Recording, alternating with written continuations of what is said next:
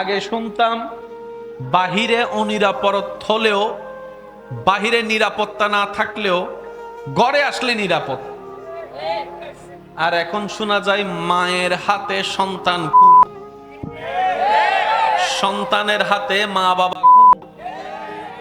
যে বাবা সারা জীবন কষ্ট করে রাত দিন হারাম করে মাথার গাম পায়ে ফেলে নিজে না খেয়ে একটা গেঞ্জি দিয়ে 1 বছর কাটিয়ে, এক জোড়া জুতা দিয়ে 1 বছর কাটিয়ে, যে বাবা তিলে তিলে তিলে তিলে তিলে সন্তানরা সুখে থাকবে এই স্বপ্ন আশা নিয়ে সম্পদ জুড়িয়ে বাঙ্গাগরকে 10 তলা বিল্ডিং বানিয়ে দিল, বাস্তবতায় দেখা যায় অনেকেই সাক্ষী আছেন, দেখেছেন কিংবা শুনেছেন পত্রিকা কিংবা নিউজের মাধ্যমে, অনেক সময় এমনও দৃশ্য আমাদের সামনে চলে আসে, সেই বাবার সন্তানরা ঘরে ঢুকাতে দেয় না, ঘরে ঢুকাতে দেয় না।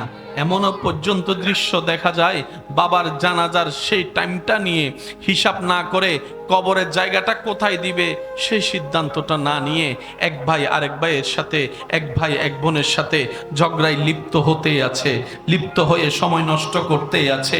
এমনও পর্যন্ত দেখা যায় লাশটাকে সামনে রেখে জায়গা সম্পত্তির ভাগ বটারা নিয়ে ব্যস্ত হয়ে থাকে, ব্যস্ত হয়ে থাকে। আওয়াজ দিয়ে বলুন ঠিক কি না? ব্যস্ত হয়ে থাকে। শুধু তাই নয়, এমনও পর্যন্ত দেখা যায় যিনি জায়গা কিনেছেন ওনার জায়গায় ওনাকে দাফন করা হচ্ছে না, ওনার জায়গায় কেনা জায়গায় ওনাকে দাফন করা হচ্ছে না। সন্তানকে জিজ্ঞেস করে কেন আপনারা দাফন করতে চাচ্ছেন না? বলে যে ওনাকে দাফন করলে সেটা কবর হয়ে যাবে, কবরের উপর তো আর বিল্ডিং মার্কেট করা সম্ভবপর নয়, একটা কবরের জন্য এত বড় জায়গা নষ্ট করার কি দরকার? কোন একটা কোনায় জায়গা নিয়ে আমার বাবার লাশটা দাফন করে ফেলবো। কারা বলছে? ওই সন্তানেরাই যাদের স্বপ্ন পূরণ করার জন্য এই বাবা নিজের সমস্ত স্বপ্নকে বিলীন করে দিয়েছে, তাদেরকে খাওয়ানোর জন্য নিজের বাবাটা কিছু খায় নাই এমনও দিন পার করেছে, হাজার চাওয়া স্বপ্নকে মাটির নিচে দাফন করেছে শুধু একটা আশায়, আমার সন্তানের স্বপ্নগুলা পূরণ হোক, আমার ছেলে মেয়ের স্বপ্নগুলা পূরণ হোক। আমি কখনো ভালো করে পড়ালেখা করতে পারি নাই এমন বাবাও অনেকে আছে যারা সন্তানকে বিদেশের মধ্যে পাঠিয়েছেন পড়ালেখা করানোর জন্য। কথা বলেন ঠিক কি না?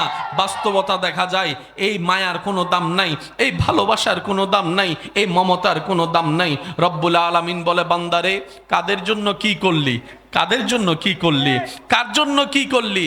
আরে আমার বান্দা, তুই যাদেরকে খুশি রাখার জন্য নিজের সারাটা জীবন নষ্ট করে দিয়েছিস, তার 10 ভাগের 1 ভাগ যদি আমি স্রষ্টাকে খুশি করার পিছনে লাগাতি, আমি আল্লাহ তোকে দুনিয়াও দিয়ে দিতাম, আখিরাতও দিয়ে দিতাম, জান্নাতও দিয়ে দিতাম। সুবহান।